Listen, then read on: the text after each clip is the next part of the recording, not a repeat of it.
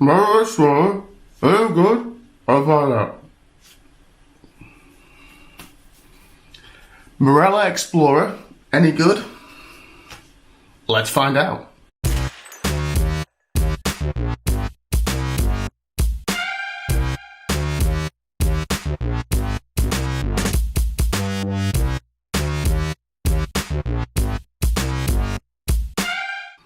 You're gonna be needing one of these next time you go on a cruise.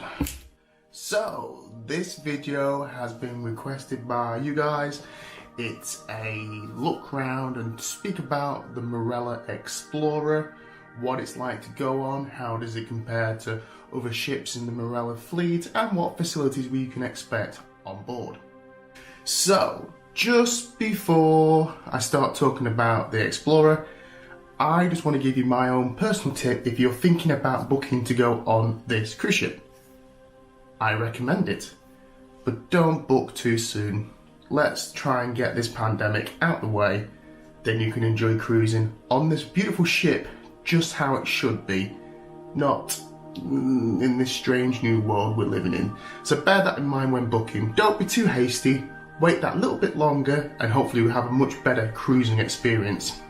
So, what do we know about the ship? Well, it's an old TUI ship. It's about 77,000 tonne or something like that. So she's like a medium-sized vessel. Beautiful artwork on the side. The colours of the boat are beautiful. It's not just black and white. There's no rust. It's a lovely looking boat. It's really nice from the outside. But you're not really bothered about the outside. So let's go inside. So we had a inside stateroom. It was very nice. It was like an L-shaped bed situation, so there was plenty of room.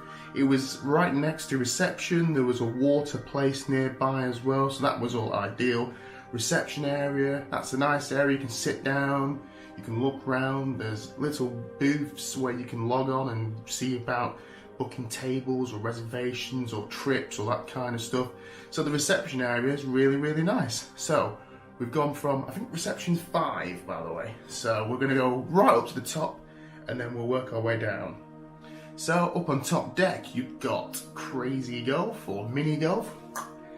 And there is also a lovely split pool. You'll find also there 3 hot tubs. So you've got a nice little leisure facility up there. Loads and loads of places to sunbathe. There's bars, a snack bar.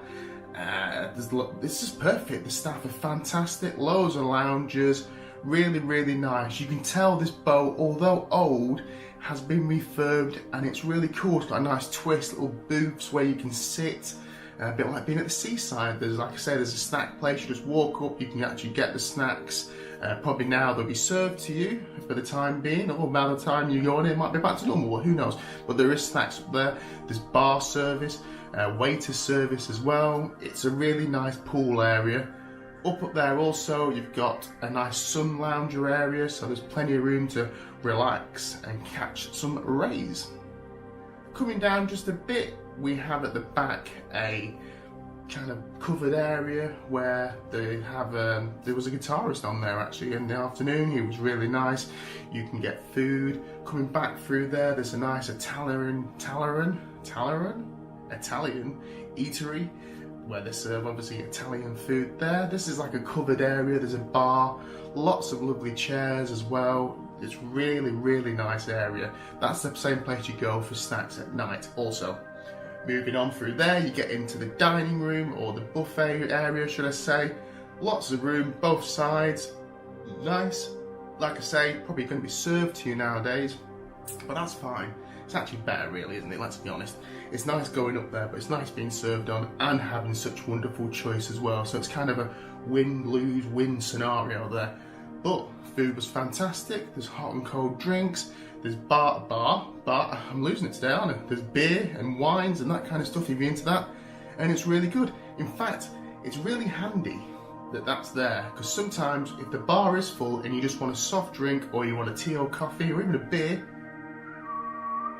walk on through to the buffet area and get yourself a drink. Coming down another floor, I believe we have, I'm trying to think what was on it now. You've got the coffee bar, coffee pot, I think it's called, coffee port, maybe it's been called. If you've paid for the additional bonus big boy all-inclusive package, you can get drinks from there, which is included in the package. There is some cakes and that kind of stuff which you have to pay for, but the coffees and the selected warm drinks are absolutely fantastic. Really, really, really nice. I really did enjoy those drinks. They were superb. And you can lounge around, have a look. You can look right down into the reception. It's fantastic. Below there, it's on the same deck, you've got the shops. Now, the shop selection isn't massive, but that's okay. We don't really need loads and loads of shops. What shops there is there are nice. It's not as big as you find on some of the bigger ships, but then again, it is a smaller boat. But there was some good bargains and the perfumes and that kind of stuff as always, and they're always worth a look round. So the shops, once again, it was fantastic, really. Coming from the shops right to where are we going to go now? Is that the back or the front? The front. Let's go inside the theatre. Now, this theatre, once again, fantastic. You walk in, there's a big table of drinks, you can pick what you want. What's cool about this theatre is it's kind of like a bench seat, so there's a lot more room, you don't feel so crushed in, and also it has tables. Why did they stop putting tables in there? I don't know, because it's always handy to put your drink on the table and watch the show and the entertainment. Bring back tables, that's what I say. So, let's go right from the back. Halfway through, and what have we got halfway through? The sushi bar. So if you're into sushi and that kind of stuff, I can't speak today, can I? Sushi.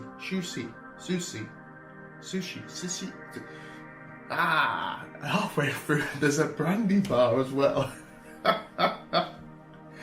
Once again, it's way to serve. It's only a small bar, but that's really nice. Coming back a bit more there, there's another bar area with a nice pink piano, if I remember rightly. Lots of room for seating. Entertainment was fantastic there also. There's kind of two main areas, Squid and Anchor I think it's called, and the middle bar, which I should have probably done some research and remembered what it was called. But between those two venues, that's where all the entertainment kind of takes place. So you can flip between the two. Because it's a small ship, it's really good. I remember we were on the Allure of the Seas, and it was quite a mission to go from one bar to another bar. But this is quite simple. You can just flip between the two, and it's dead easy, you'll be fine. So, Squid and Anchor, what's it like in there? I wish it was a bit more pubby, because of the pub name. There is a gin bar there though, which is very nice. And you have the Platinum Top Dog all-inclusive inclusive. You can help yourselves to all those gins as well. That's absolutely fantastic. On there you'll see entertainment, there's quiz shows, karaoke, that kind of stuff. There's always something to see and do, so like I say, between those two venues, you'll find something to do, so don't worry about that, you'll be fully entertained. Also right at the back, one of the nicest things aboard this boat is the lovely dining room. Now it's split onto two surfaces, the top one or the bottom one. I think the top one's the Italian, and then the bottom one's like your regular kind of dining room. It's actually the same room, it's just on two levels. You had to book to get in, but it wasn't a price, it was free of charge included in there, and it wasn't terribly hard. Also, if you got there like really early, you were straight in. So it depends on how many people's on the boat. I'm guessing obviously because of all this, you will be required to book in, but you'll really enjoy it. The food was absolutely fantastic. Considering it's one of these free options, you haven't got to pay any additional money. You'll really enjoy it. The food was fantastic, and it was so beautiful. And you can look out onto the sea, and it was absolutely fantastic. So, only a short one from me today. I probably just rambled on for 9 minutes, or how long ever this video lasts. But I want to say, if you're thinking about going on the Explorer, from someone who's just honest, doesn't get paid to do all this stuff, just an average Joe, will you enjoy it? I think you'll really enjoy it.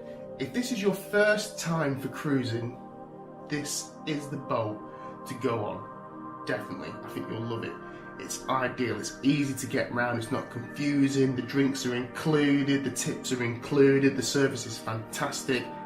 If it's your first time cruising, I highly recommend it. If you're a seasoned cruiser, I recommend it also. It's a lovely boat to go on, and it's just great that TUI put it all together in a package, and then you get your flights and the bags are included, and it just really takes the stress out of it all. I've done cruises where you've had to arrange that all yourself, and it's just been, not a nightmare, that'd be too strong of a word to use, but you just got to make sure the flight's going to get there in time, I'm not going to miss the boat, etc, etc, where they do all this for you and it really takes the hassle out of it. So if you're new to cruising or you want a nice easy setup, I'd highly recommend it. So there we go guys, thank you very much for watching, hope you've enjoyed. If you've got any questions regarding this particular ship or any other ships or any questions about anything, drop a comment below and I'll be happy to answer them. Well, thank you for watching, hope you're all okay,